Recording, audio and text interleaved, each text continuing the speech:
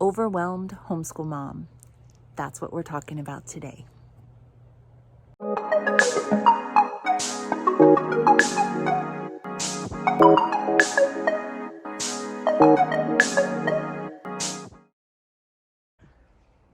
By the end of this video, I'm going to give you 4 ways to deal with being an overwhelmed homeschool mom. Are you ready? Number 1, breathe. Oh my goodness, homeschool journey, homeschool life is not for the faint of heart. It's advanced black belt training in parenting. And it can be incredibly overwhelming when the homeschool lessons are failing, or the kids are frustrated, or you look around and your house is a disaster. These are things that are normal, things that all of us face from time to time. And sometimes you just need to stop and you need to breathe. Breathe in, breathe out. I promise breathing helps make things better. It's actually a secret tip for taking tests and things. When you get stressed out, you hold your breath and you don't get enough oxygen to your head, and it can cause all kinds of stuff. So number 1, breathe. Number 2, step away. Sometimes when you're overwhelmed, it's because you are trapped in your own space, in your own head. And sometimes the absolute best thing that you can do is to just push the homeschool away and step away. I used to pack the kids up and we'd go for an errand.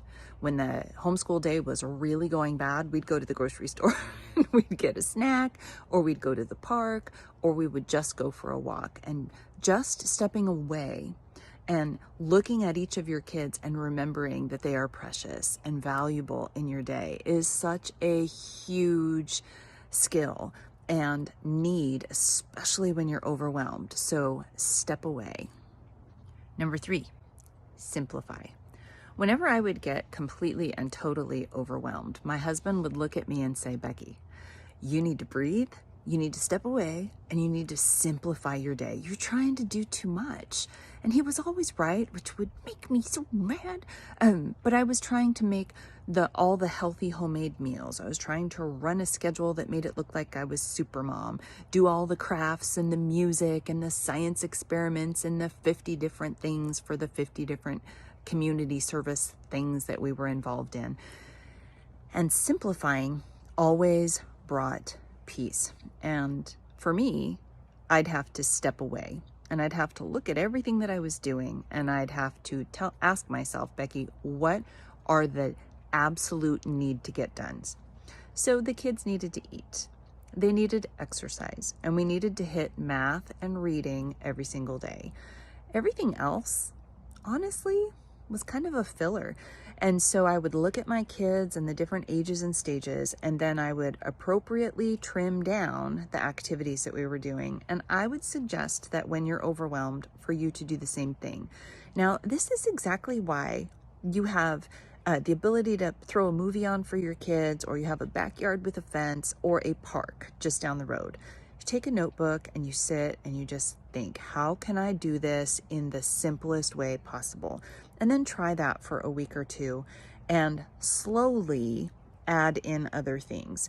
You know, one of the biggest tricks with homeschooling is to not do all of the subjects every day of the week. Do math and reading Monday through Thursday or Friday, whatever you run your homeschool day, but then alternate history, science, art, and music on different days of the week.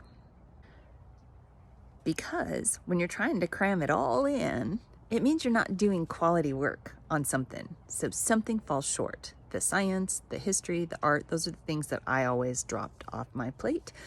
And so instead, if I was just doing science on Tuesdays and Thursdays, or once a week, or twice a month, which is what I did a lot of times, I was able to do a more concentrated effort on that topic or that subject. So simplify. And then there are a wealth of homeschool moms that blog or have online presences. Somebody like me who has an innate desire and passion to teach what has worked or failed to other moms. And I have a whole bunch of homeschool moms in my back pocket that I lean to for tips and tricks and advice. Imagine that your life is a bucket and you want to be filled with a wealth of encouraging, positive, wonderful advice from homeschoolers that have gone before you. If you imagine that each different homeschooler has a different perspective, imagine that their flow into your bucket is a different color of water. So you can imagine that if you have blue and yellow running in, that green is going to form. But just like when your kids finger paint or play with the Play-Doh and they mix in all the colors, it turns into yuck. If you add too much information into your life, you will get overwhelmed, even if it's good information. So I'm going to encourage you to go to your email and unsubscribe from any email list that doesn't make you feel like you're breathing oxygen. If it has any kind of stress added to it, then unsubscribe. In your local community, find one homeschool mom, preferably older than you with older kids that you can ask questions to. And then in your online community, find 1 to 3 homeschool moms or blogs or social sites that speak to you. They encourage you, they make you laugh, they make you feel seen, those kinds of things. And then turn off the volume to everybody else and just nestle into your homeschool journey. So those are your tips and tricks for dealing with being an overwhelmed homeschool mom. Breathe, simplify, step away when needed, and tap into gray-haired, smiling wisdom. I'll see you in the next video. Bye. Hey, thanks for watching this episode of Inspired Learning with Bekki from abetterwaytohomeschool.com. Before you go, do a couple things for me. Drop a comment and tell me something about your life, something about your day, something you loved from this video, or some random fun thing. Be sure to like and subscribe to our channel and hit the little bell so that you don't miss anything in the future. Have a great day and embrace the power of inspired learning. Bye.